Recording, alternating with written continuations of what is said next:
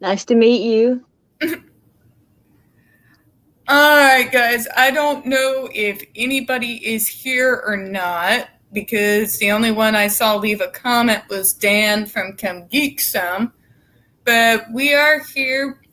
You know me, you know Fanta. I'm sure you know Colonel Kurtz at this point, also known as Christine. So we're changing it up, guys. Usually we do open chat, but this afternoon we're going to talk a little bit about Manson, a little bit about Johnny, as well as the general usual madness that is open chat. I mean, last time we were on here, Kurtz, I don't know if you've ever heard of Foamy the Squirrel, but he's been doing Ill Will Press since the early 2000s. And one of his most famous rants that he did is Foamy was triggers and safe spaces. And there was it was very, very highly liked, we'll just say. I'll have to share that with you. It might be something you enjoy because he's very much against cancel culture. He was very against Gamergate because he's a gamer. You know, it's interesting you bring up the Gamergate thing because that's excuse me. I don't really know much about, and I don't know if you want to get into explaining to me right now, but basically, I don't know much either. I'm not a gamer. There were people who were accused of harassing a game developer. Is that basically what was going on? Was that Gamergate? Do you know? I'm not sure. I just know there was a lot of people ticked off, and my brother was ticked off against what he would call, the radical feminists, and would go on rants, but that's to be expected. He's my brother, Mike. Right. And then there was just me. I don't know what you're talking about, but okay. Anyways, I'm going to say hi to everybody in the chat real quick. Hello, Mandy G. Thank you for coming. Hello, Linda. Hello, Hen. Diamond Knight is here. Hello. Horace Peace is here. And guys, like I was saying a little bit earlier before you got in, usually we do open chat, but since Colonel Kurtz was so nice to actually come by the channel, we're going to be talking Manson, Johnny, as well as our general madness that is open chat. So it's kind of tradition at this point. I usually don't try to control these streams because I've seen Rob's attempts to do so, and it doesn't work. So, do you have a child that'll be visiting us frequently as well? Huh? Do you have a child who will be visiting us frequently as well? What's her name? Maya? Is that Rob's kid, right? Yeah. I don't have a kid. I've never been married. I've never been pregnant. I do not have any kids unless you would consider my furry son who's passed out. I was going to say, yeah, you can show us your pets. Oh, man. All right. And Diamond wants to let you know that she basically loves all your vids. Thank you. And there is a DGH record hound. Hello, DGH. Thank you for coming by. Billie Jean, thank you. And yes, guys, smash that like button. We don't get a lot of views on this tiny little channel, especially not my JRC videos. I can definitely use the traffic on those. People need to know that's still going on. But yeah, that's why I always mention it during Rob's streams. And for those who come in from Tugs who have no idea what's going on, like yourself, most people in the community wouldn't have known it was going on if I hadn't started ranting on it on one of my panel streams with Rob. So, all right, guys. So we got a few coming in. We'll say hello, of course, to everybody as they come on through.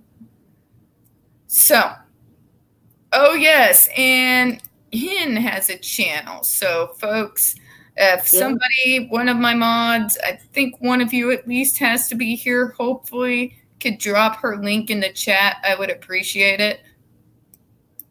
I'm going to grab my phone. Back 1 second. Oh, no, you're good.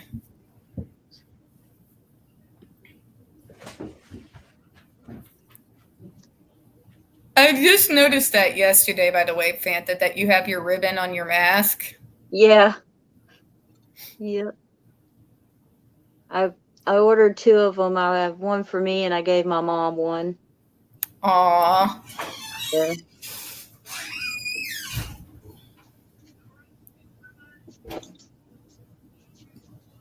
That's very cool. Yeah, I like them. I think they're pretty neat. They have all sorts of stuff on that site, though. They have nylon bags, stickers, masks. I have to wait for payday for that, Fanta. Yeah. My Hey, first payday and more time than I ever care to think about or ever want to think about being that penniless ever again. But I'm anyway, always broke. no, I know that feeling. Like, you see it, it's in your bank account, then bye-bye. Yeah. All right. Many times been there. So I know mostly on these panel streams, eventually somebody always stirs you over onto the Johnny topic. I'm not going to try to do that unless some random comment pops up and we'll answer a question. But we've all pretty much been watching your videos on Manson and been keeping an eye on things. And I found it interesting because, yeah, I was more of a thrash metal fan, let's be honest. I mean, I managed to brown my nose into a Megadeth concert in 1999 when I was 14 years old and managed to get my mom to actually take me to it. So, but of course, everybody knew of Manson, especially in the early 90s. They've been trying to cancel him since the early 90s. And they thought they really had him with the Columbine thing. You couldn't turn on a single news channel after Columbine without hearing his name. And Right. Well, I was kind of curious. You mentioned Johnny earlier. My latest video was actually about public opinion in these two cases, the Depp case and the Manson situation. And I'm curious, do you feel like most Depp heads, I hate to use that term, but most Depp supporters, do you feel like they're on board with Manson's innocence? Or do you feel like, because I feel like when it first happened, there was a lot of vitriol. I mean, I put out a post on Twitter when I first heard about it. And I'm like, I am not willing to crucify a man whose case I do not know, whose facts I have not seen. I am somebody, like many people like me who have autism, we tend to be pretty objective almost as a rule. We want to sit back. We don't want to choose side. We want to see what the facts are before we go taking any actions. People deserve their due day in court. They don't deserve to have their lives wrecked before they have their chance in court. Period. Point blank. That's just logical.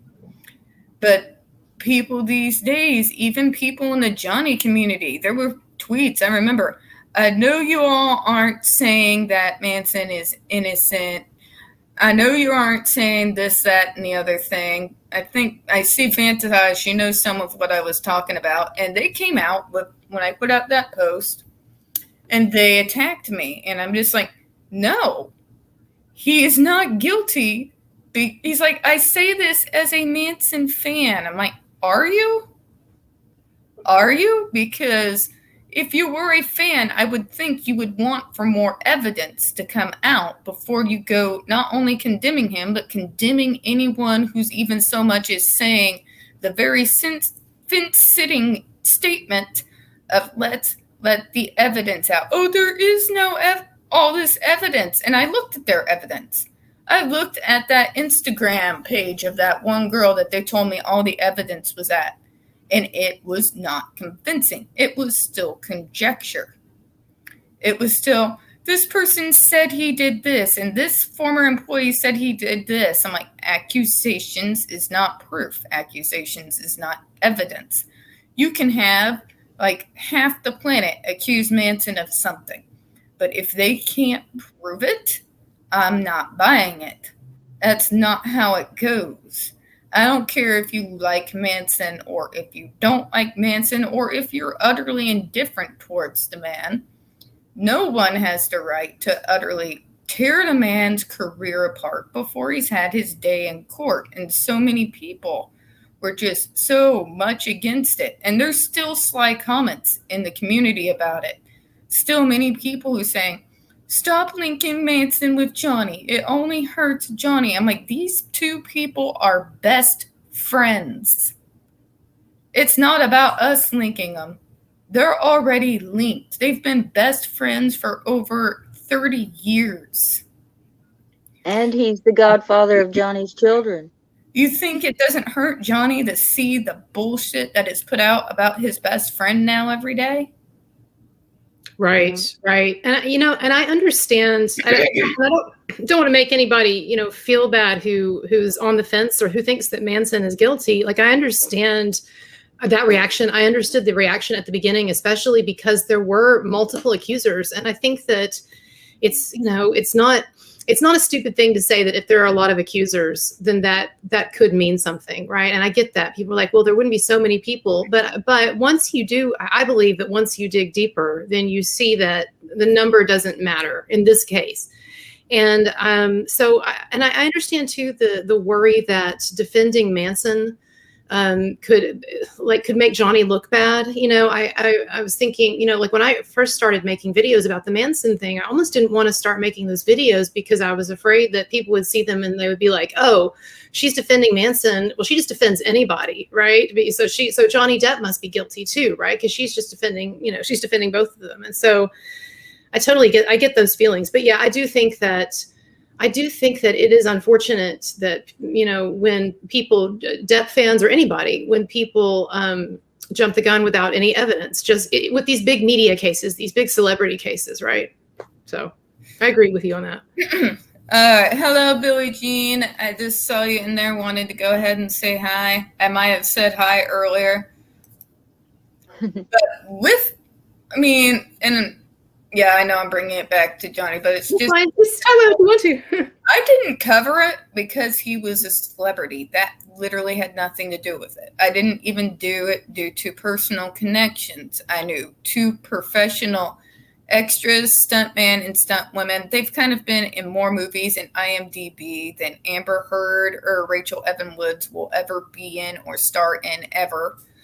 They worked on The Black Pearl with them, and Jackson Bolt, I'm just using his stage name, so it's not doxing, did some of the rigging on The Black Pearl, and both of them taught the extras in some of the sword fighting scenes. But even though I know them and I have that connection, that had nothing to do with it. What made me really get into it is, as I was telling you, my channel is mainly dedicated to disability, neurodiversity, and autism rights. Neurodiversity is an umbrella term. It covers a lot of different disabilities. It covers autism, ADHD, dyslexia, dyscalculia, anxiety disorder, and a few others. We're what we call atypical brains. And what kind of groups us all together is these disabilities resemble each other quite a bit. There's a lot of crossover, especially between ADHD and autism.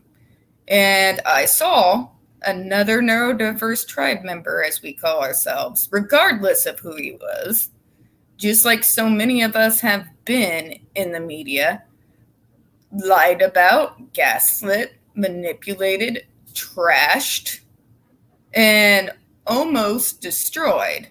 And it's happened to many of us. It's happening to one of my friends by the name of NeuroRebel right now. She is being doxxed and gaslit and having her information spread all over the place. She's non-binary, and she's recently switched her name, and she's being dead named by this person who's been stalking her all over the internet. I've seen it happen time and again. I've seen people with disabilities, the rate of people with disabilities whose significant others or caretakers or parents, there's a word for it, it's called filicide, have been killed. We put it up on a website every year called disabilitymemorial.org. The numbers are huge. And Johnny is one of those neurodiverse tribe members. He has ADHD, and it was happening to him.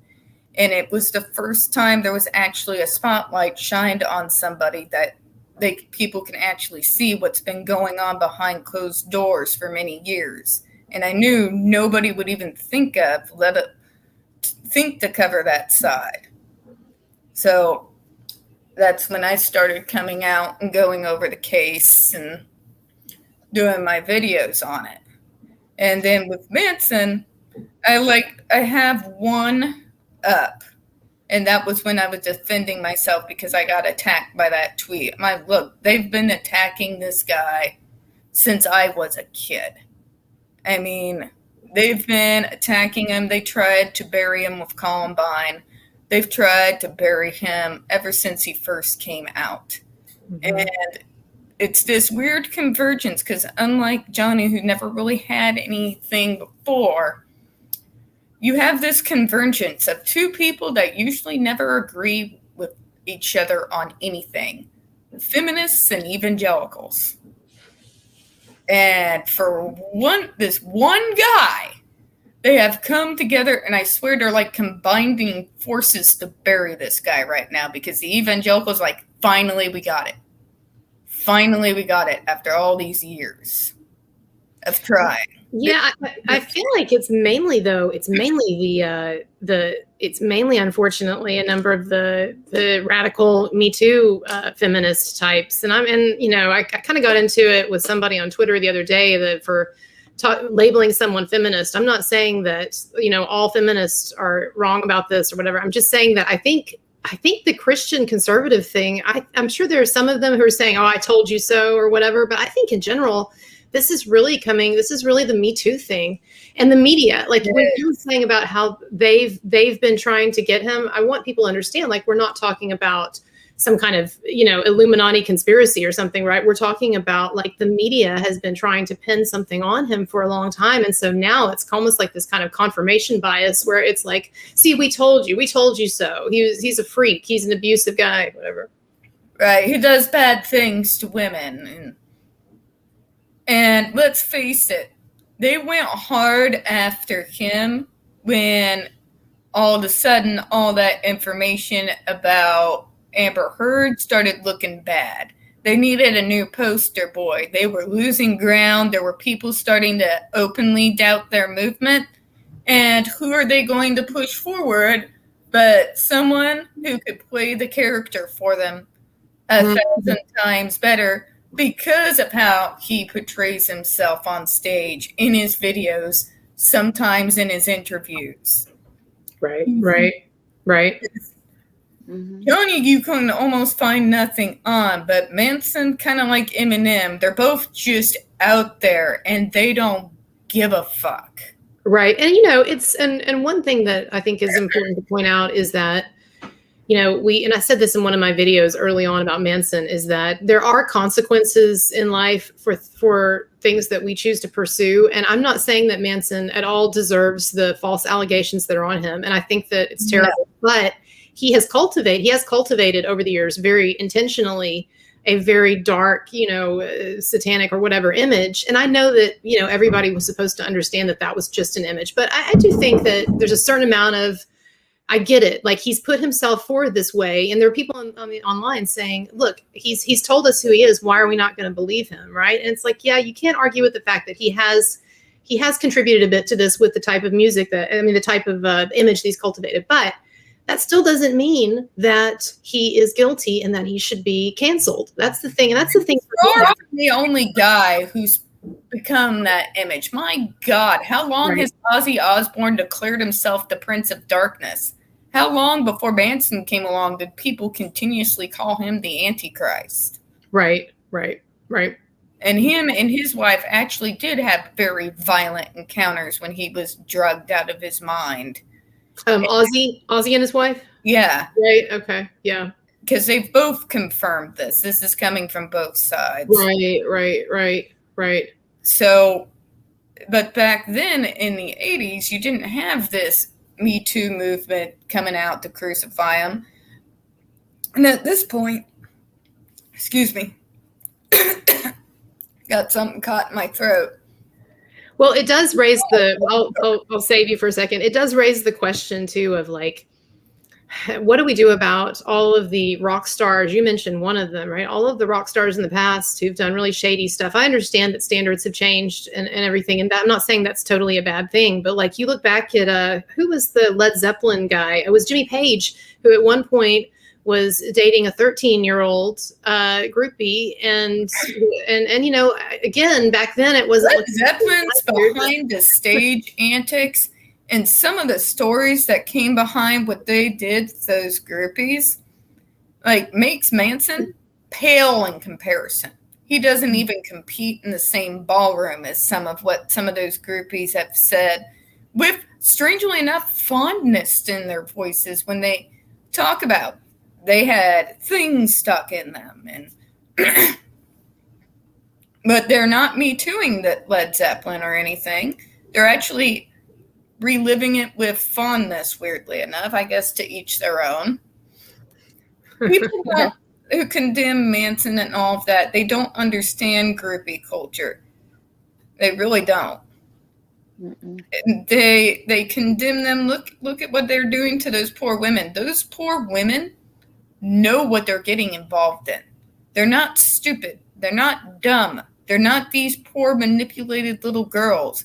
These are women who create entire plans on how to infiltrate going backstage. Yeah. And there was also, wasn't there also something about Jimmy Page dabbling in black magic or something like that? Oh, yeah. That's been years ago. He bought that old, entirely black house of Aleister Crowley's. Yeah. Oh, really? Jimmy Page did? Yeah, it was either Jimmy or it was Robert Plant. It was one of the two. Well, you know, I was thinking about, when you mentioned the house, I was thinking about Trent Reznor and how for a while Trent Reznor was living in Sharon Tate's house where, you know, she was, when several others were butchered by Manson. And anyway, it's kind of interesting, huh? Yeah. There are people. Charles. They have an attraction for that dark side. The murders, not just gothic culture where you like to dress up as an actual vampire. We're not talking about the freaking sparkle pyre disco balls. Actual vampires, horror creatures, demons, what have you. But then there are those who are actually really attracted to that dark side. And we're talking people like Ozzy and Manson who have not just like embodied these things on stage. They've gone and studied them. They're very smart men. Ozzy's a lot smarter than people give him credit for. Yeah, very intelligent. Manson is very much the same. They're both highly intelligent men. They've gone and they've studied these things. They've gone and researched some of these dark old murder cases. Depp is another one. You look at him and you wouldn't think it, but no, he's gone and he's studied some of the same things. He's interested in murder. He's interested in the darker side of the human mind just as much as the other two are. Hell, I'm interested in it. I like to study psychology as part of my kind of disorder that shouldn't really surprise anyone all that much. It's interesting to see how the other side's mind kind of works. It's fascinating. Yeah. Yeah. But you can get drawn in too deep. Yeah.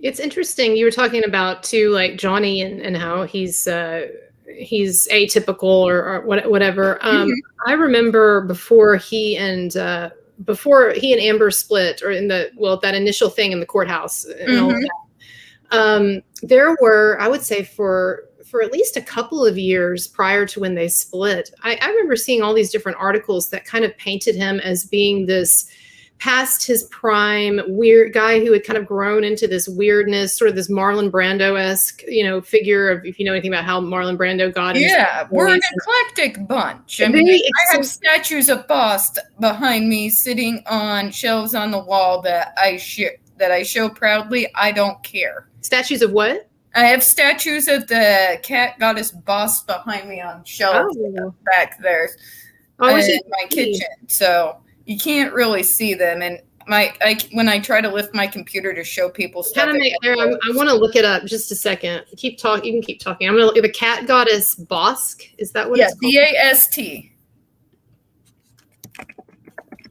And yeah, there's different statues and stuff. I've studied ancient history and myth and mythology since I was 10. I've looked into Yeah, you saw the statue? Yeah. No, I saw it. It's cool. It's cool. I've seen it before, but I didn't realize what you're talking about. That's cool. But yeah, us atypicals, we like to study our special interests, is what they call it, in when they're doing clinical psychology on you. And yeah, that's all he's doing, and it's nothing new for him. I imagine he's been doing it his whole life. Just all of a sudden, he's had been forced to have people forced into his life because of all of this stuff coming out. He's not strange or weird to someone like me. I'd be like, oh, hell, that's me on Tuesday. Well, and I think that there were these articles too, these kind of catty articles that would talk about really point out his age versus his younger wife, and there, I don't know. It was just, I remember thinking at the time, I didn't really know anything about their marriage or them. I'm so tired of this ageist bullshit. I can't even see straight. And some of our own community is also a part of it. And you want to elaborate? What do you mean? Okay, so here's the thing, people. When y'all see a cougar, a woman in her 40s chasing after a younger man, you're like, oh, go girl. When a guy does it, well, he's a predator. How do you figure? The fact of the matter is, age is not the problem. It is, do you love this person? Does this person loves you? Do you have things in common? Most people of a certain age will be like, I can never find somebody of your age group that I could have something in common with. I'm like, and how would you know? I don't have anything in common with most of the people in my age group, especially AH, who is in my age group. I have more in common with Deb, with my mom, than anybody who is in my age bracket. I listen to the same music. I listen to the same books. Heck, whenever I go clothes shopping, I always go with my mom because I can always trust she's going to bring back something I would like, as opposed to some 18-year-old who's going to bring back to me something that would probably not be appropriate to me or my personality at all. That's my point.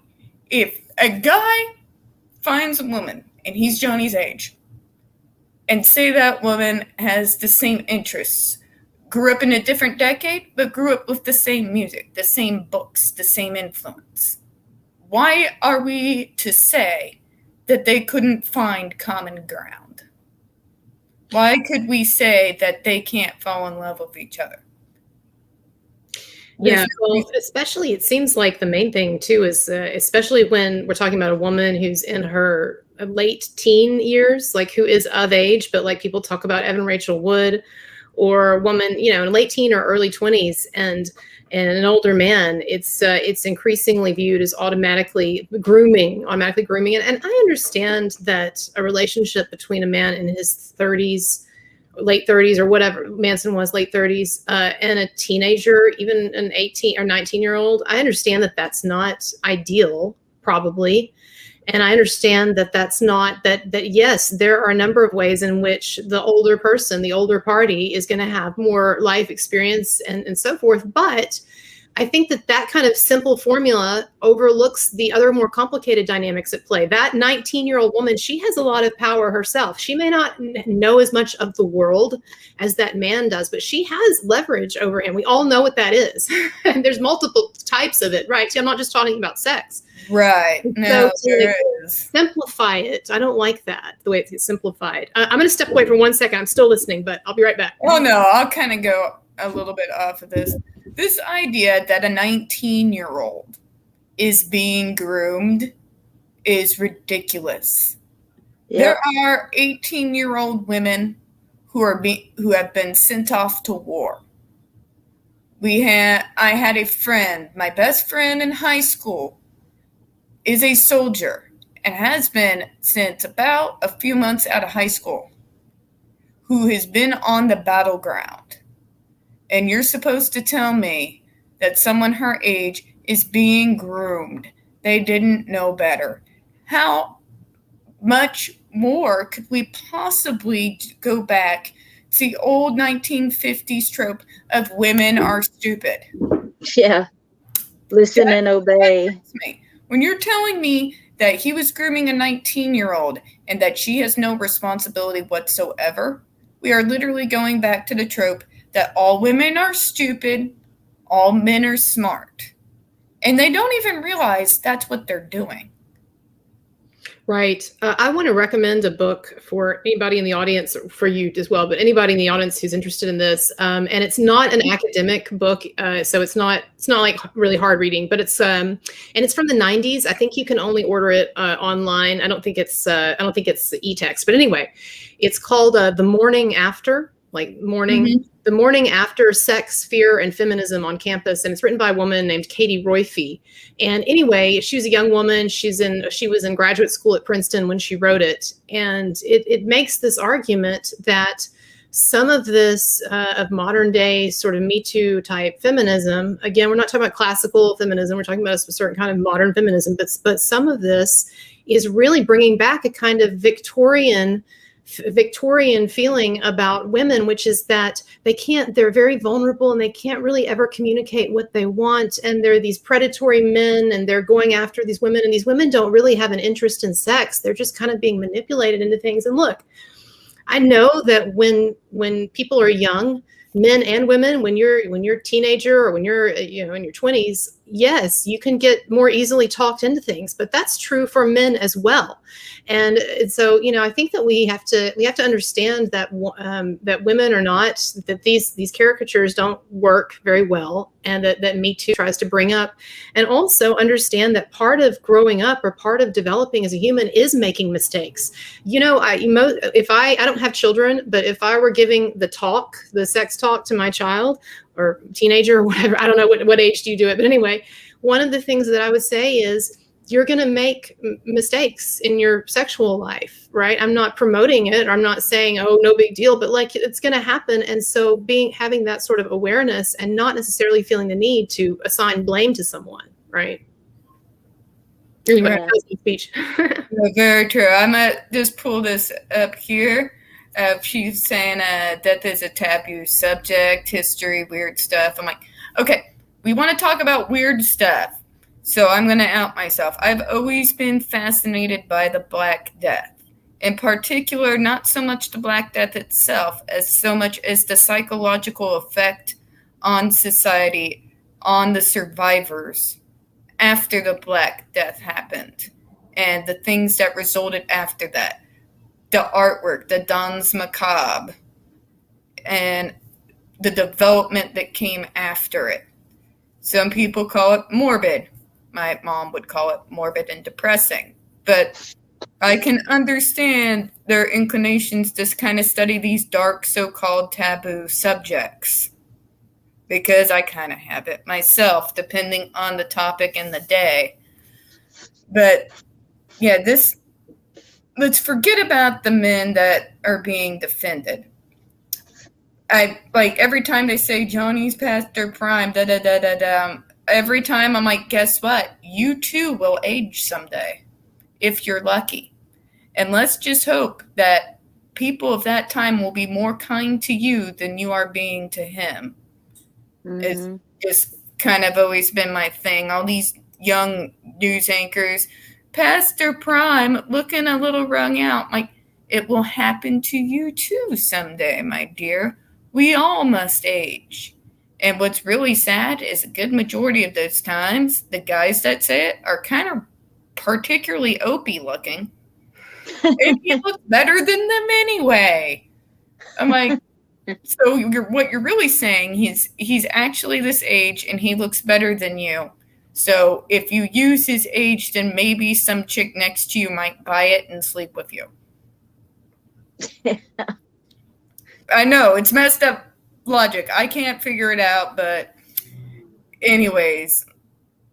In my personal opinion, back, like in the 90s, we had a foothold. We finally had somewhat of a foothold. We had the more logical women coming forward, more women in the workplace.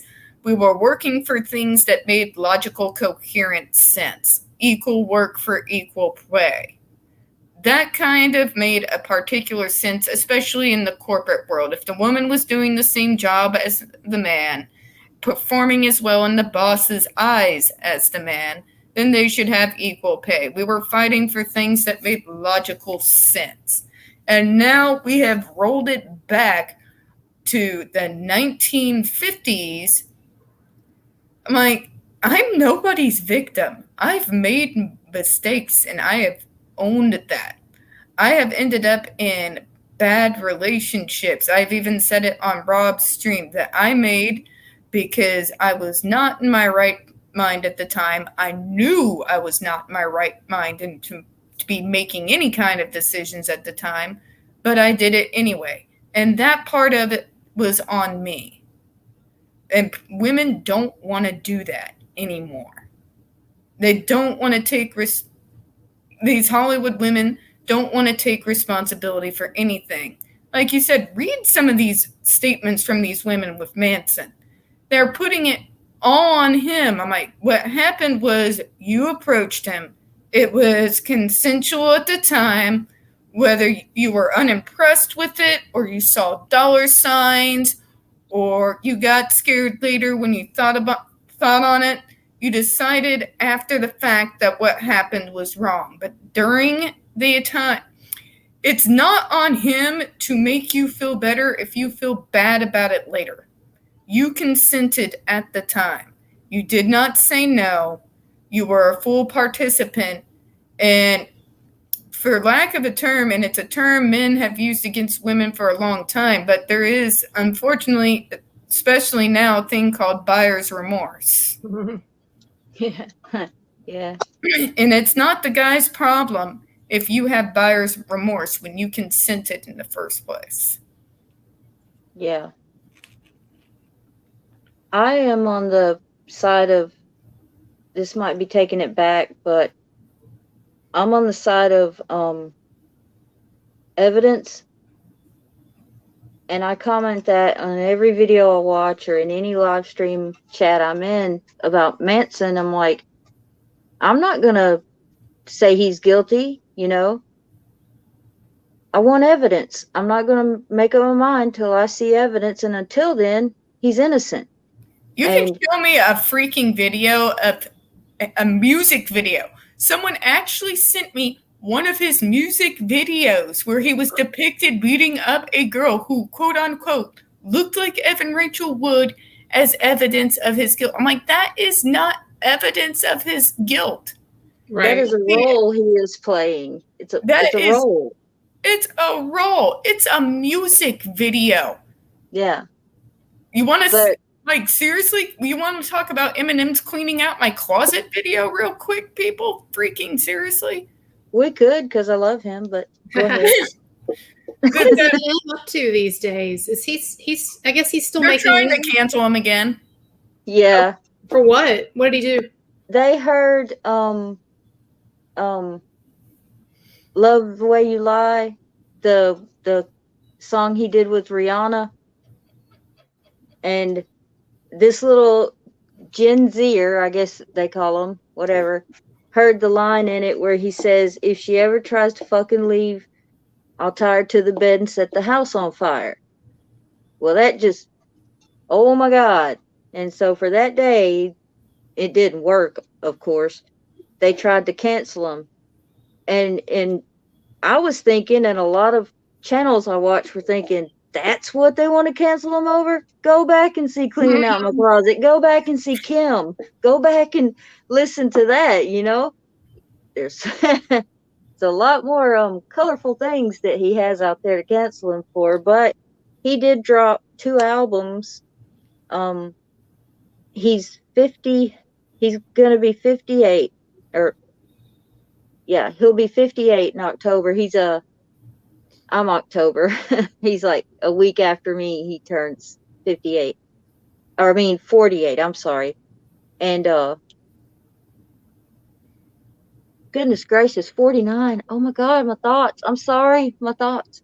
But they're still trying to cancel him. But he's gonna be 49 and can out rap any new mumble rap artist, anybody, and the government has tried to cancel him since the day he came Right? out. Yeah, I remember that.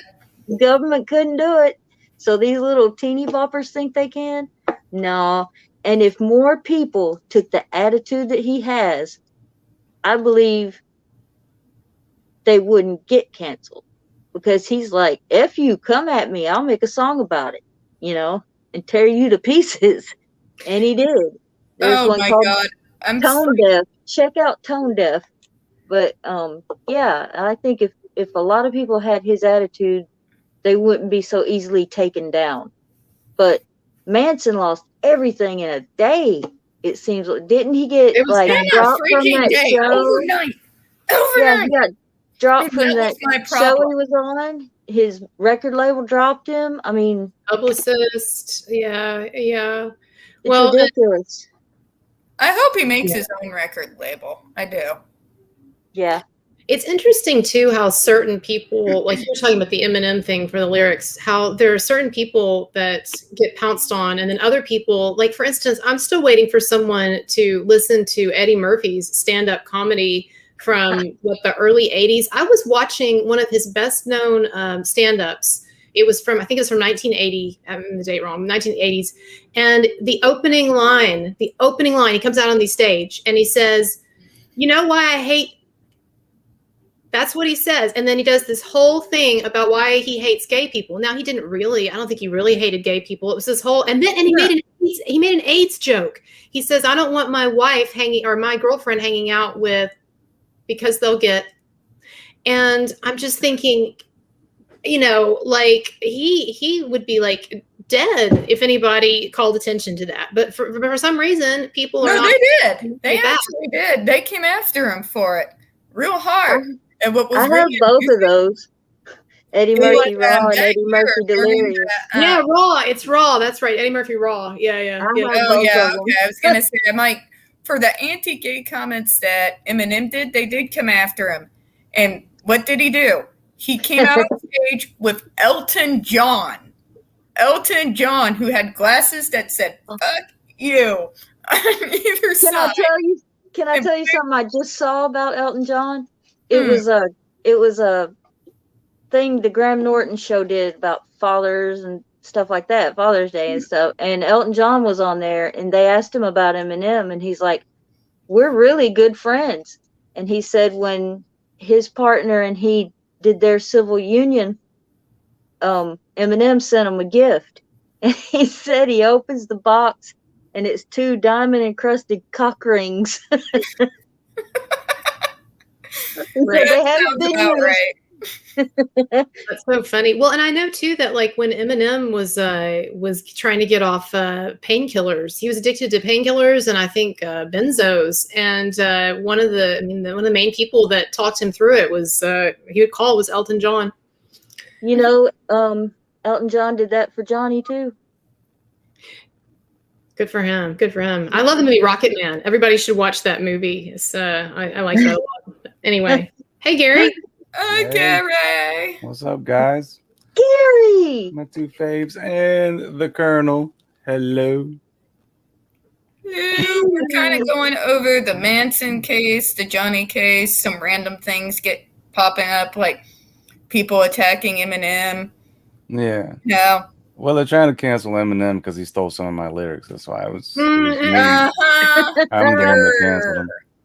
But Here, yeah, sorry, I'm so rapper. late.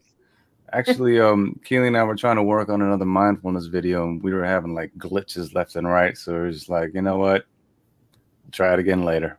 What's a mindfulness video? You know, like meditate, like ASMR or meditation or something? Well, it's kind of like that.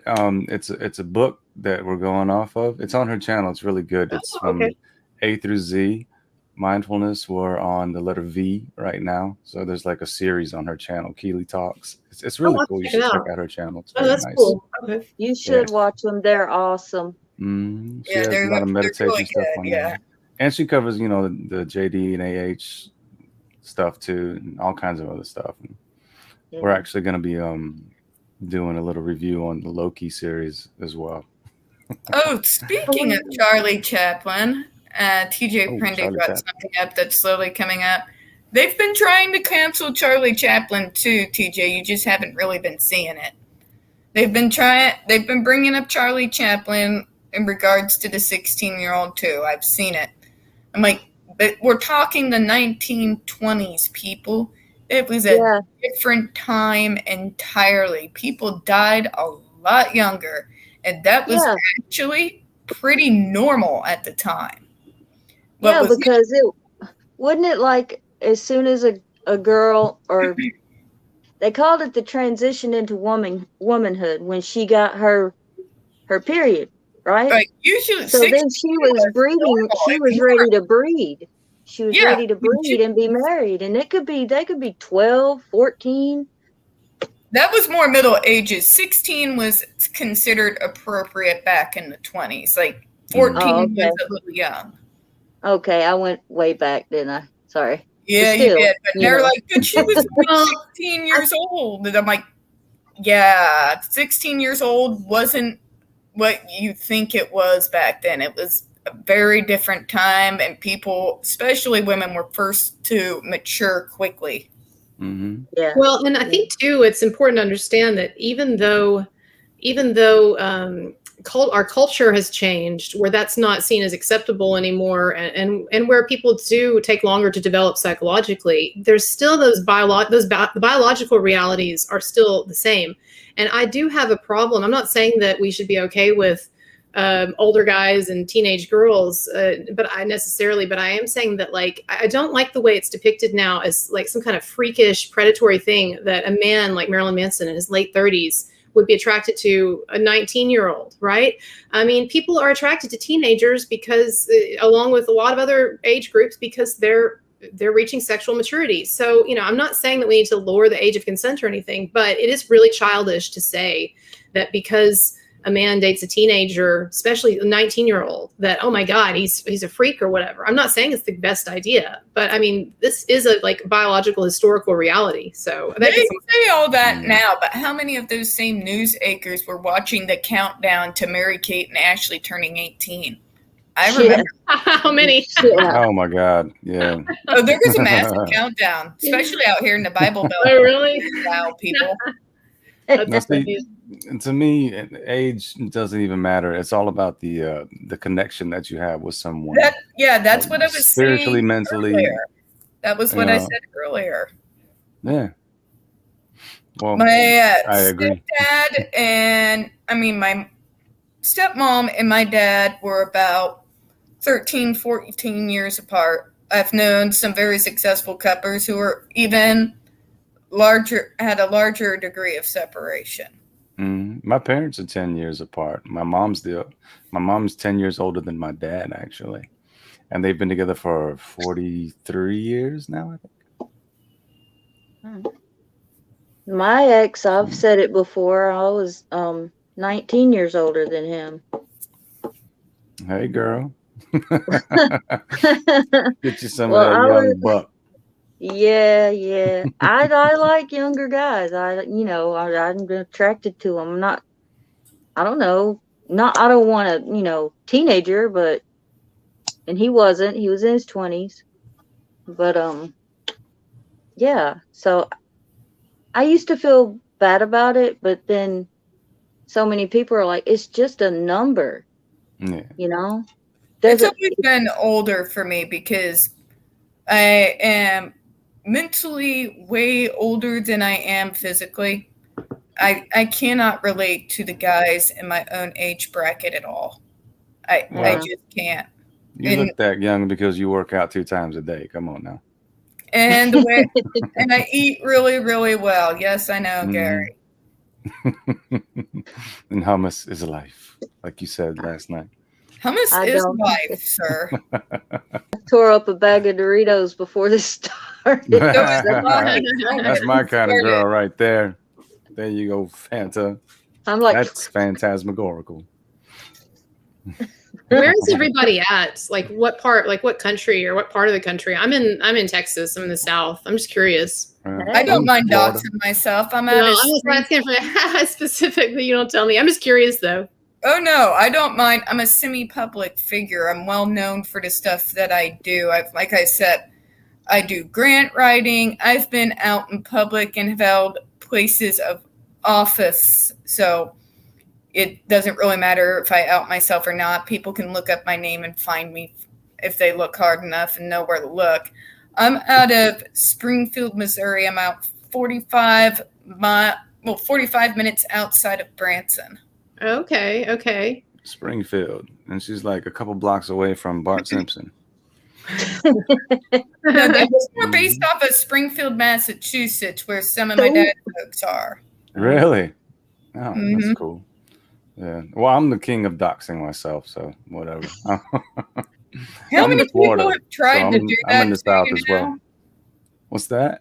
Poor Gary. So we want to talk about men that one of these crazy women went after. Yeah. Some time went after ago me. had a woman he wasn't even involved with just continuously call him a liar. And she not only doxed him, she went behind his back and got in contact with his ex. Yeah. Well, see, that was my fault, though. Let's clear the air here real quick, because I did it was my very first live ever. It was an interview with Stevie. And we were talking about guys that have been through that sort of thing. And I just made a mistake because it felt like to me like it was just a comfortable conversation back and forth between friends. And so I started mentioning names. I started mentioning what we did for a living and where we lived. And I didn't even realize it. I was like, oh, shoot, I did dox. It happens. Yeah, it happens. Yeah. At the same time, though, for somebody you don't even know to go that length. Yeah.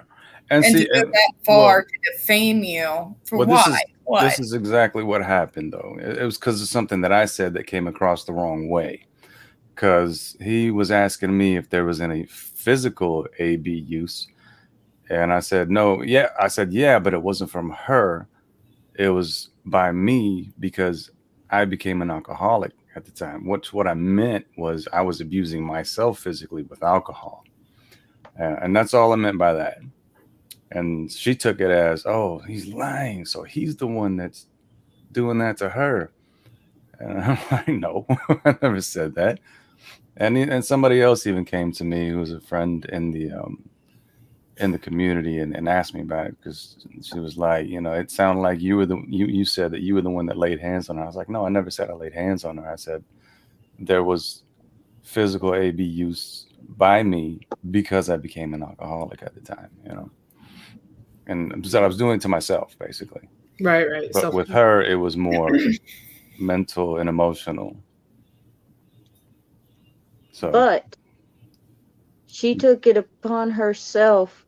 Oh yeah, she took it upon herself to look up her information. She dug it up, got her email, sent her an email, sent her the video, and she doesn't even know her from Adam or Eve, And then my ex got back in contact with me talking about pressing charges and stuff like that. Just take it down.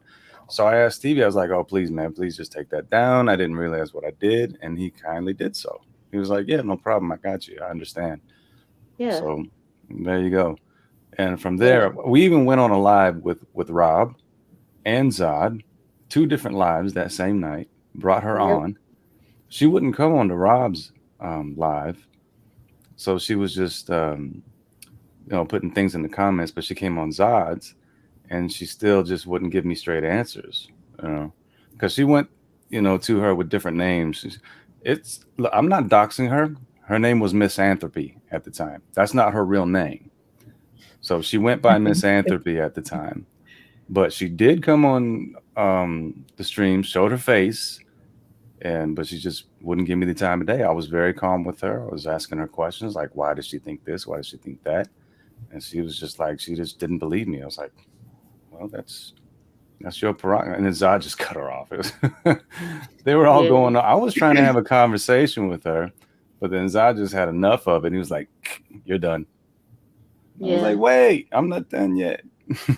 I'm surprised sparks weren't flying from my phone because I was in the chat. yeah. You said And this. What Sarah I'm Cat doing went now. off. Oh, Sarah- Sad Cat. Yeah, she went crazy. She made it personal. I was like, I felt bad. I actually felt bad for her as how they were going off on her like that. And 'Cause I that was right like, there, just Gary, give her a chance to speak. that right there shows how good of a person you are. No, You I'm never an raised your voice. You never used profanity. You tried to just did. quiet everybody down. That shows how good you are. And somebody can fight me on that. No, thank you, sir. I mean, you I know think me. Santa We've was more talked plenty feeling times. Zod's energy that night. Yeah. Whew. Yeah. But anyway, Colonel, just so you know, that was the drama that was my life back then. Jeez. I could tell stories too. It would probably surprise you, but I Yeah. won't say. But since And, then, that's why to me, like, communication is key. It's very important. You have to be able to communicate like adults. Just sit down, talk, say your piece. I'll say my piece. We'll try to come together, try to make ends meet, be on the same page at some level, some way, shape, or form. And if there's times where we disagree, then we'll just acknowledge that. Be like, well, you don't feel that way, fine. I don't feel this way, fine. But I still respect you. I still care for you. I'm not going to hate you over one little tidbit that we disagree on. I don't know. That's what I'm saying. You're just proving my point. Every word you say. It's just, yeah, I don't know. I've just seen these guys docs, seeing how these women treat these guys, and they all act like kill all men and all this crap. They act like they don't have fathers, sons, brothers, uncles. Anybody tries that crap with my brother, they're going to find out what an autistic snap looks like real quick. I know what an autistic snap looks like. I was going to say, Tiffany, not to get off on a tangent, I guess, but do you feel like the label autistic or on the spectrum is overused or underused today, or it's about right? Most of the community, we hate it when people do this whole crap. PC culture tried to invade our community many years ago and use what they call people first language. Because you're not your disability. You're a person with autism. You're not autistic. So where am I keeping this autism that's separate from me? Do I have a hollow leg? No, it is part of my neurology. It is part of what makes me, makes me think how I think, see how I see.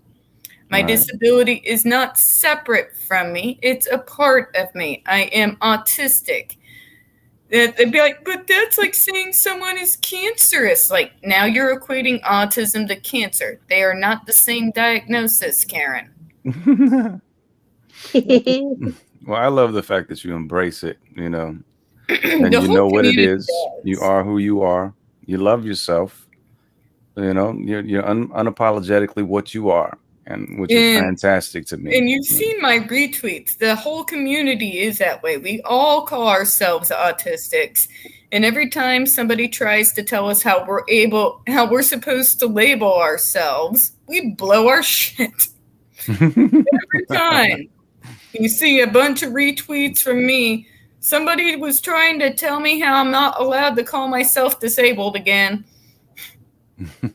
It's this idea that these people who do not have these diagnoses feel that they have the right to come in and tell us how to refer to ourselves.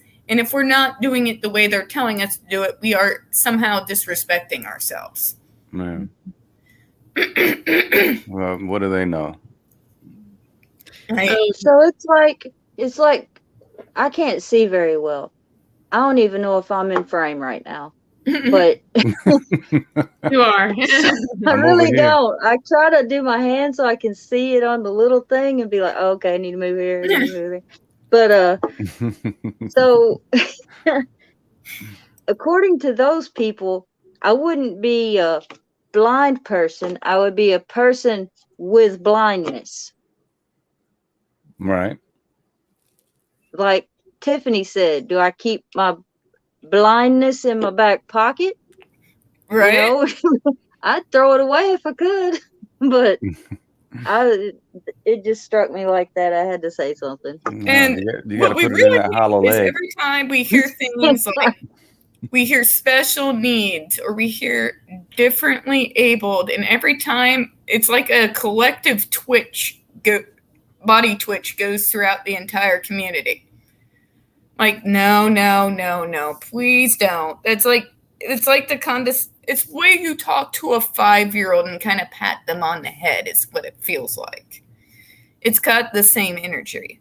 I had nothing against anybody who said that, but yeah, we don't like terms like differently abled. We don't like the term special needs because to them, they're just needs. That'd be like saying if you had to walk with a cane, but otherwise you're a regular neurotypical, you are with cane. I have one of those now. I'm like, they're fun. you have It's awesome. like, It's weird. disabled is like you see. I retweet it a lot. Disabled is not a bad word. Disability is not a bad word. Autistic is not a bad word. Quit trying to make up new ways to refer to us and then insist that we adopt them. Yeah. Yeah. That's a good point. Well, I have to run. I'm sorry. I told you I had to leave at 5:30. Oh, so. no, you're good. Oh, You're Hey, good. I had a good time. It was nice meeting you, Fanta. All right. Is that Yeah, right? you can call me Phantasmagorical. Yeah, Oh, thank you so much for coming on the channel. Oh, by the way, I'd be glad to come back. I had a good time. And good to see you again, Gary. You too. absolutely let your Great to see friend you. know, by the way, that Fanta and I made sure that the link to his channel was put up on a JFD stream last night.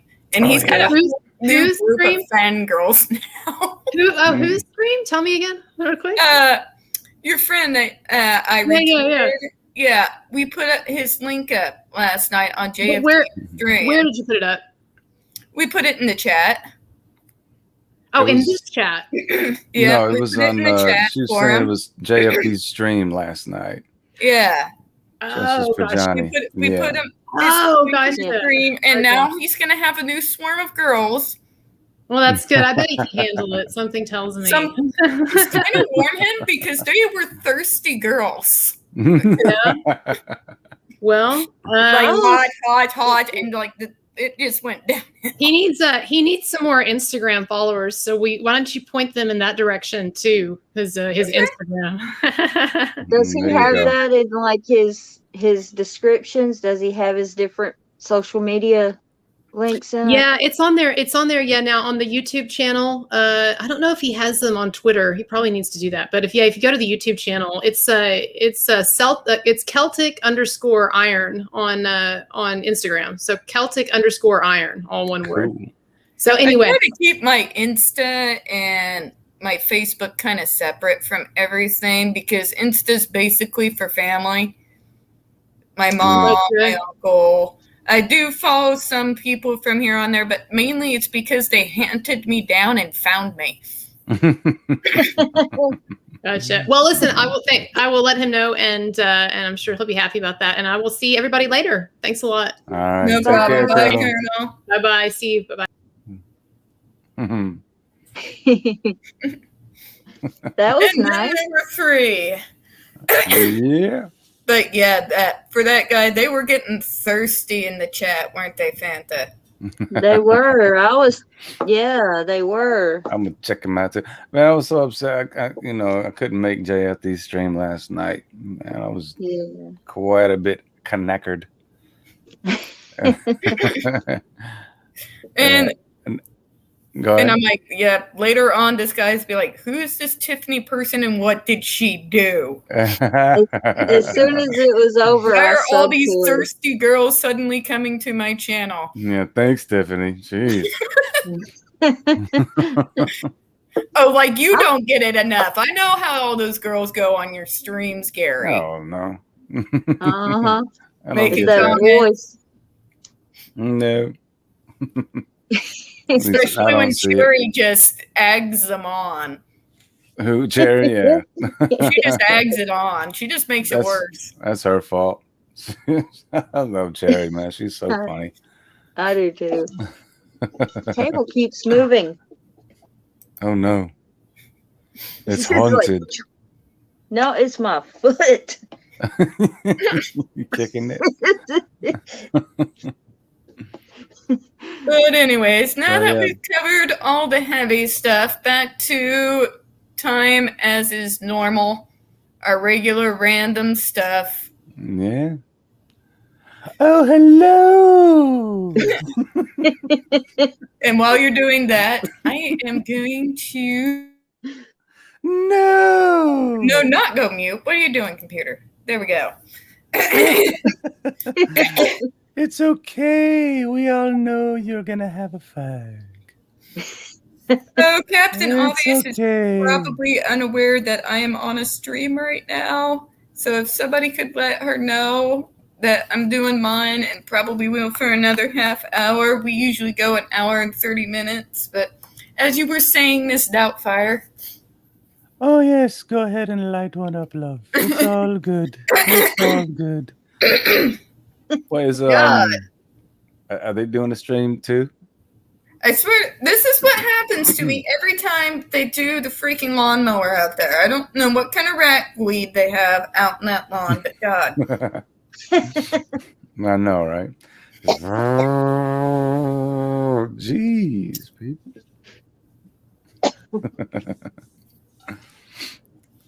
So anyways, Fanta, I've been loving your content lately.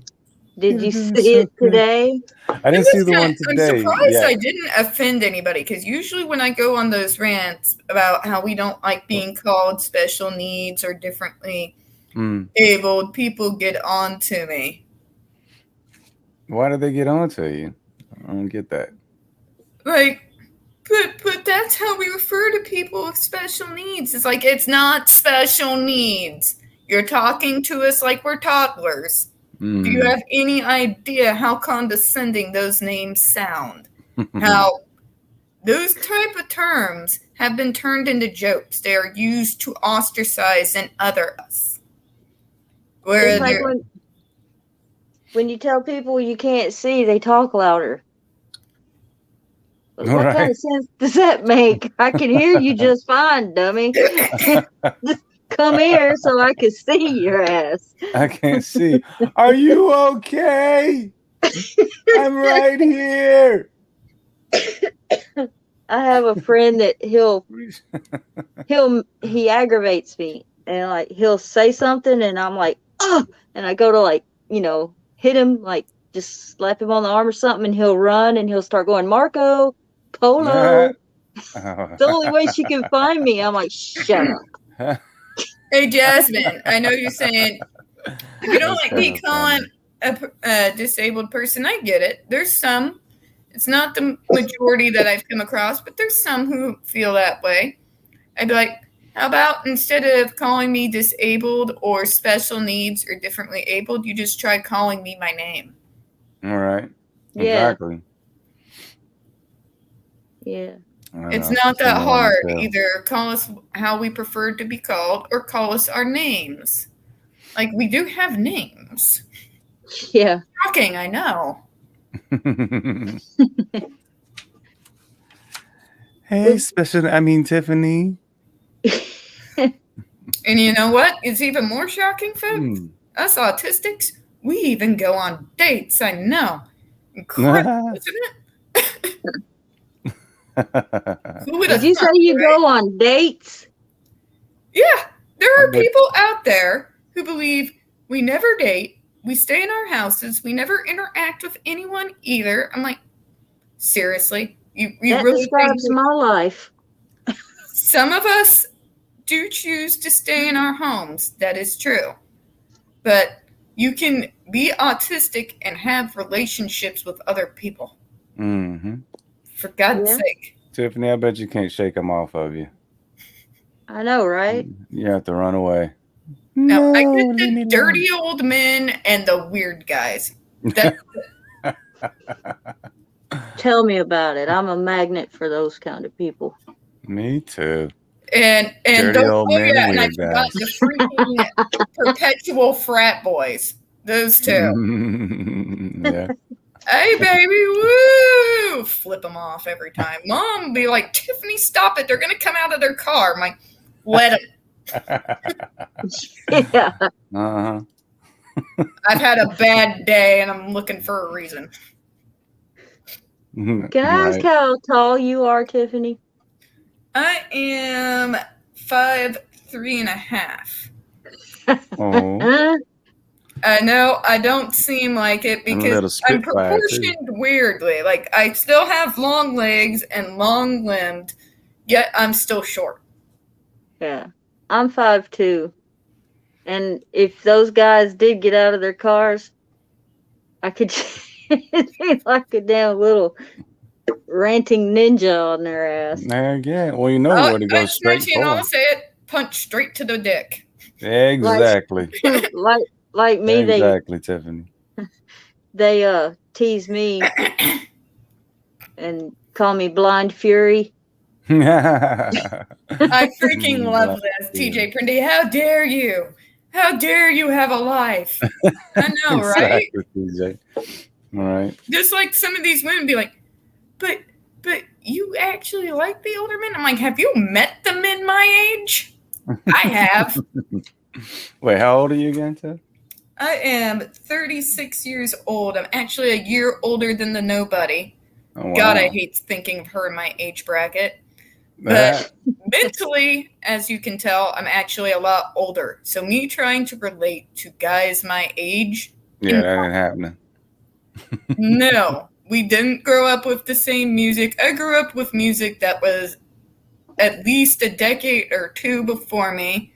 I grew up with music from the 60s, 70s rock. I grew up with my dad playing Louis Armstrong on the original cylinders that they recorded on back in the 20s on those phonographs he would build back up.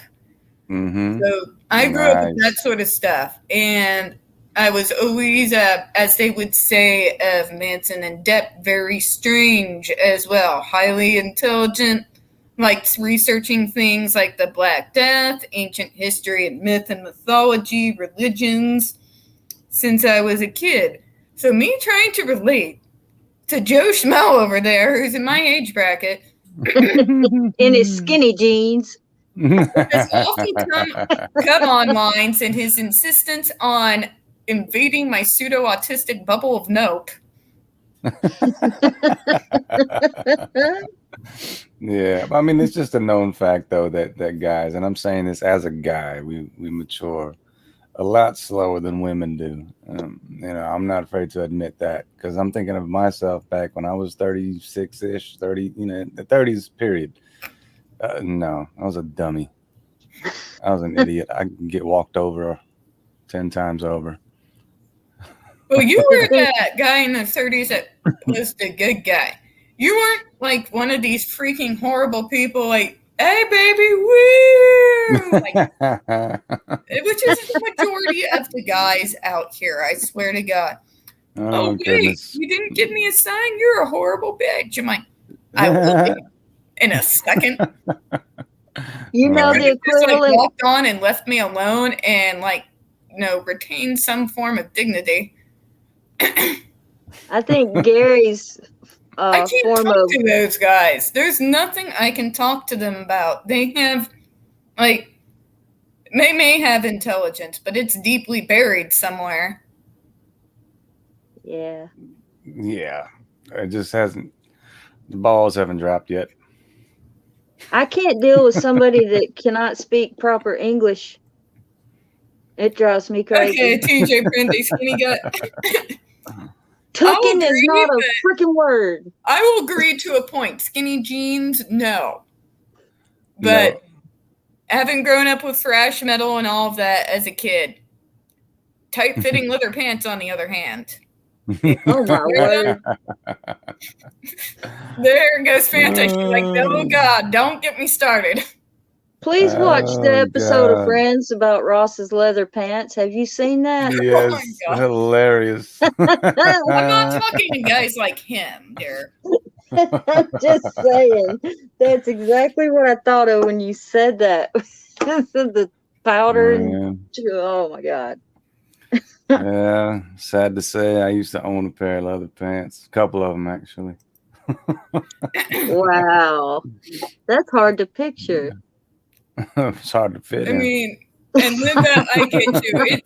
It's not just that I don't have anything in common with guys my age, people who aren't in the 45 plus bracket. I have nothing in. I can't relate to them at all. I'm like several mental steps ahead. And I always have been, not just with the men, but with women in my age bracket too. Mhm. I don't know if it's just the autism or it's been the fact that I've been through the ringer. It could be both. I've been, for as young as I am, I have gone through a lot. And I cannot relate to them. I can't relate to these women who choose to be victims. Choose it. Oh, God, yes. Yeah, I'm not a victim, but Yeah, like, honey, you're a victim for the camera. That's all right. it is. And that has no age boundaries either, though. Playing victim like that can go, I mean, as old as you want. Some people just are like that, you know? Yeah. It's a shame. To me, that's a disorder. That's a disability. Yeah. Serves no purpose. Oh my God, Jasmine.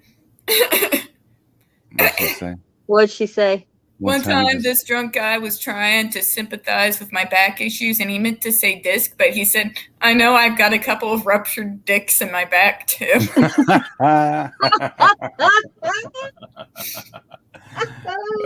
Maybe he was dyslexic.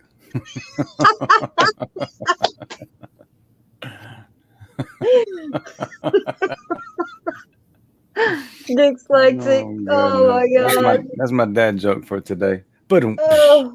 Oh God, she makes it worse. I said, "Wow, that's gotta hurt."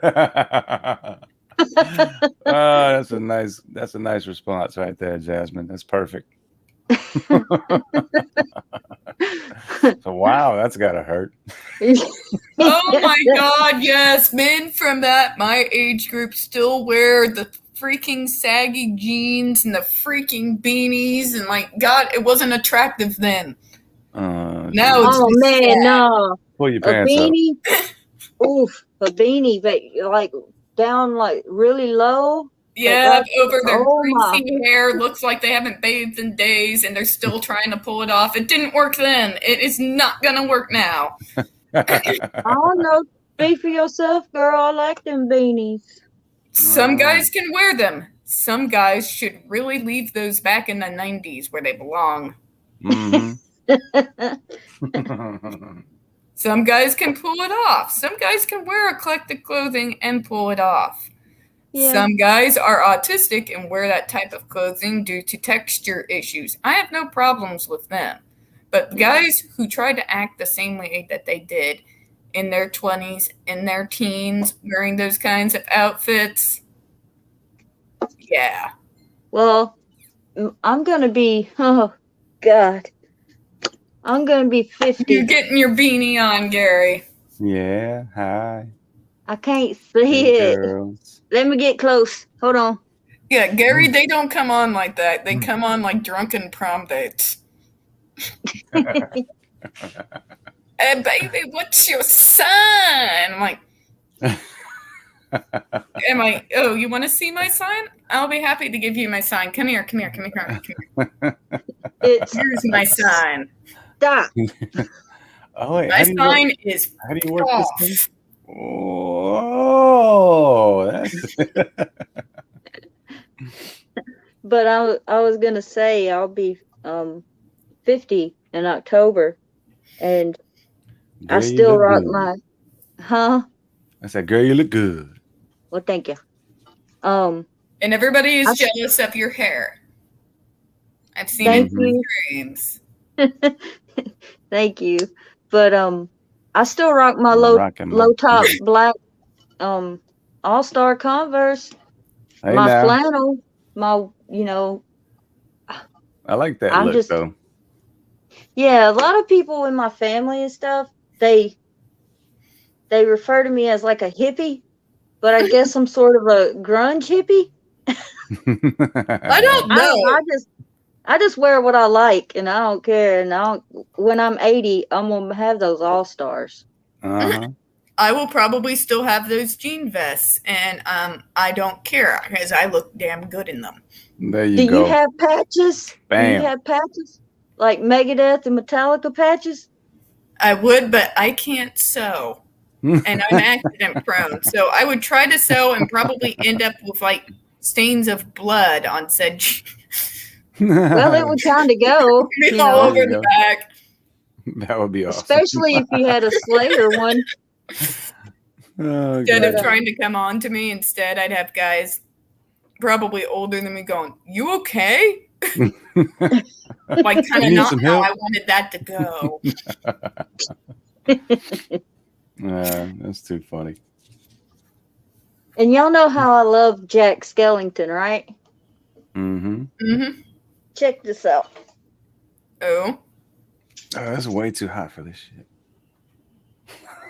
It's a flannel with Jack on it. Can you see it? Oh, nice. Pumpkin King. okay, Ken. I'm also dangerous with an iron. It's bad for my health. I have my mom would used to make me iron, and I swear the clothes would remain wrinkled, and I'd end up with burns on my arms.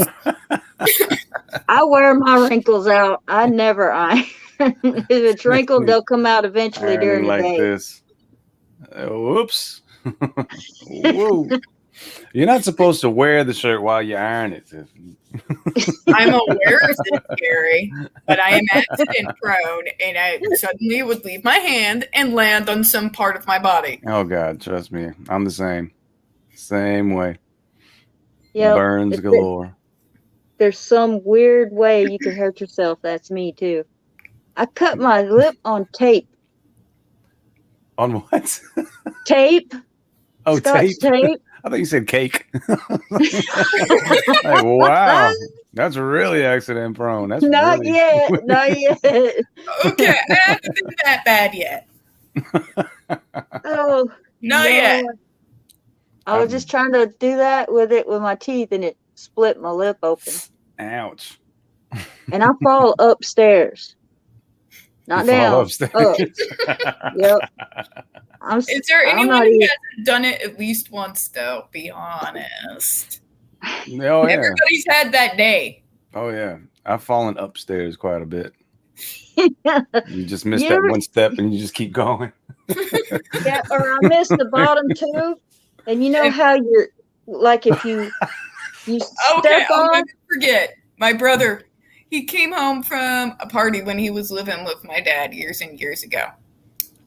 Goes through the front doorway, falls flat on his face. My dad my God. comes out, like, "You want help?" And I swear to God, his voice like, "No, I like it here."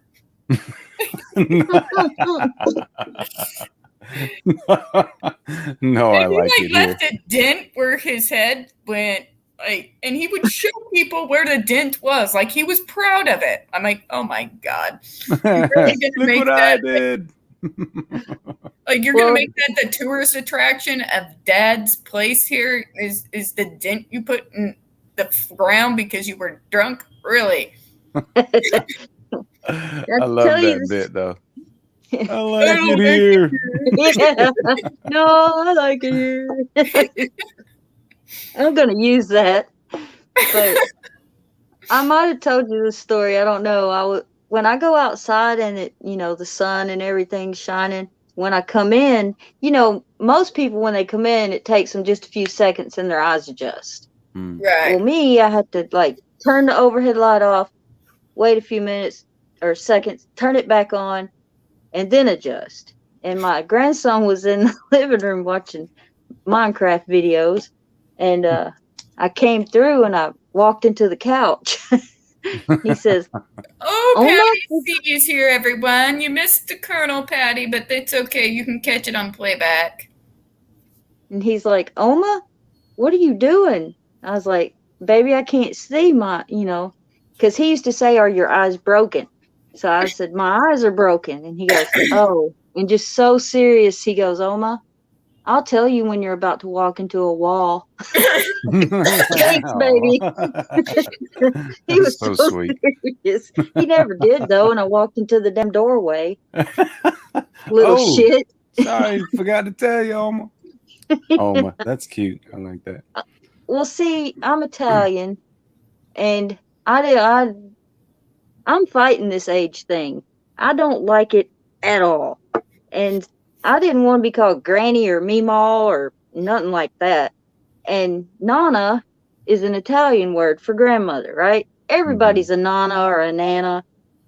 And my boy's dad, the last name is German. So I was like, well, okay, let me see what the German word for it is. And there was another one, but it sounded like something dirty.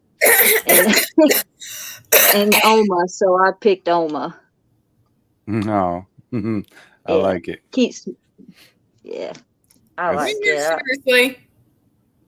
Huh? What's that? Rover's here. He's like, we'll call you a gilf then, referring to He calls me MILF all the time, Romer. Yeah, he tries that pervy stuff. And I told him have a mind that is permanently stuck in the gutter, true. But he's like, and then you, Tiffany, I'm like, me nothing. I'm not doing nothing. Yeah, he said you told him that on one thing. You were like, don't bring that shit over here or something like that. You can try it on a Fanta. And I'm like, what? Sorry, guys. You're going to have to get used to it. All right. Especially doing more YouTube videos and stuff like that. Y'all are good looking gals now. You're going to get some creepers. Just be ready. Romer, Gary just called you a creeper. Hen says Romer is a dryer. Romer, I'm not calling you a creeper. I'm just saying. You're gonna have some. Romer. You guys are gonna have some fans, and that's all I'm saying. I can't punch you through the computer, Romer, and I don't know how to teleport. I don't know what he said. Well, one of the times he tried one of those explicit comments on me, but like, yeah, you tried that, I will punch you, or I will knock you through a wall. And I can't. In spite of being as small as I am, I do have that adrenaline strength when someone touches me who really shouldn't be. Romer? You'll find out real quick just how fragile I actually am. Yeah, working out 2 times a day. I don't think so. I tried to do some crunches here on the bed, and I'm like, I did 15. I'm like, whew, I am out of shape. Well, I got to the point I am because I started very slowly. I work out twice a day because I'm not going to put in a 2 or 3 workout that makes me hate exercising and not do it. What I do is 2 small different workout routines at different points in the day, so that I am not getting burnt out on it. There you go. There's a method to my madness. Yeah. That's a good routine, actually. I like that. See, I would be walking again. I love to walk. Oh, but I don't hit like a pillow, Romer. I hit more like a freaking freight train. If you don't believe me, you can call. Oh, you can't really call him, but you can ask my brother anytime. Answer this, Romer. Are you okay? Are you okay? Are you talking to Romer? Yeah. I don't see the crickets. Gotta pull up comments. Crickets. There it is. Romer, oh, thanks, Romer. You said I'm a cool guy. Yeah. Thanks. You're a cool guy too. He's not a bad guy. It's just like there's certain things where the autistic in me rears its ugly head. Like I don't even like this thought of me being mentioned. Like the idea of somebody trying that on me. You know, I bring that out of you too sometimes, Tiffany. You know that. You're like, Because I'll say something and you're like, I will Gary, cut your hair through the camera. I'm like, the hell you will. The only one allowed to touch my hair until further notice. Did you say some drastic change in my life is my mom, period. Did you say pet your hair through the camera? You're all like, no. That's funny. You'll find your arm wrenched behind your back so fast if that were in person. But if the person's tall, we're no match if we don't get in there real quick, because I don't know. I can picture them holding us like this, and we're just windmilling it at them. You need to know how to duck and uppercut. That's it. I'm saying if we're not quick enough. Or low sweep. You can always drop down and do a low sweep. Mm-hmm. Yeah. There's a lot you can do. I always just tell people, come here so I can whoop your ass. Oh, hell no, Rover. Stand right here.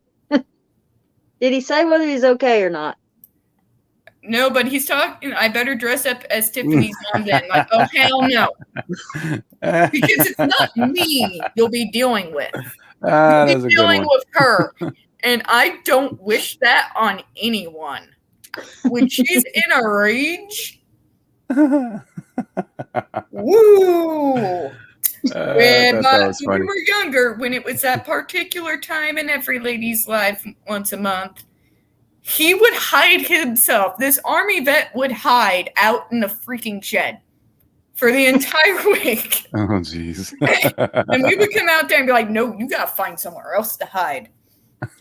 You ever seen that I don't know if it was just like a funny. You're a brown belt, sweetheart. We've all trained in martial arts in my family. So trust me, you being a brown belt is not going to mean like shit. My stepdad is also trained. He trained. Especially if it's a brown belt you got from Walmart. Well, he trained in Vietnam. Ooh. Vietnam under some of they did some serious training over there now. Yeah, back in the day during the Vietnam War. So, yeah, my brother trained in Korea when he was over in South Korea. And me, I just basically mimicked everything my brother taught me. I'm very good at being able to learn through mimicking. Mm-hmm. Yeah, no, I believe that. A lot of people can. Now he's backtracking. I'm the sweetest little boy, and I can just like see him going like big anime eyes. With the little things coming up off his head. Ding! Reminds me of like whenever Puss in Boots would do the big cat eye thing on Shrek. Yeah. That used to work for me. It didn't work anymore. That never worked for me. Nope. I got a miniature horse, pigs. I lost stuff doing that. Oh. Then he finally wouldn't. He would just not look at me, say it doesn't work anymore. Doesn't work anymore. And I'm like, dang it. Okay, fantastic. I got a miniature zebra. What, Tiffany? Romer's gotten back to you. He's okay. Okay. Okay, I guess. Well, that's good to hear. Okay. As long as you're all right. Yeah. I don't know from what. Well, Romer, normally I wouldn't mind throwing you on here, but I always take these things about an hour and 30 minutes, especially on the weekends. I need to eat and stuff. And there's going to be other streamers on a little bit later, like Zod, and Captain Obvious is also on, which once I kind of eat and everything, if she's still on, I'm going to probably hop on over there. So before we close out, everybody, don't forget to subscribe to Colenal Kurtz, your boy Gary. If you haven't, then like seriously. And Santa, and guys, for me as well, I know it's they're hard videos to watch, but if you could watch those JRC videos, share them on all your social media, we would really appreciate it. We do need to let people know that what happened there is still going on. So please help me get those views higher. These 14, 17, 15, 10 views is not going to really do all that much. So that being said, I do appreciate everybody who came on today. Thank you, Gary, for kind of taking the place of the Colonel for us so we didn't really lose momentum. Thank everybody. Sorry I showed up late. Yeah. Thank everybody for coming by. And as we always, folks, we here at Spilling Tea appreciate your time today, and we do all hope you have a good one. Bye-bye, all.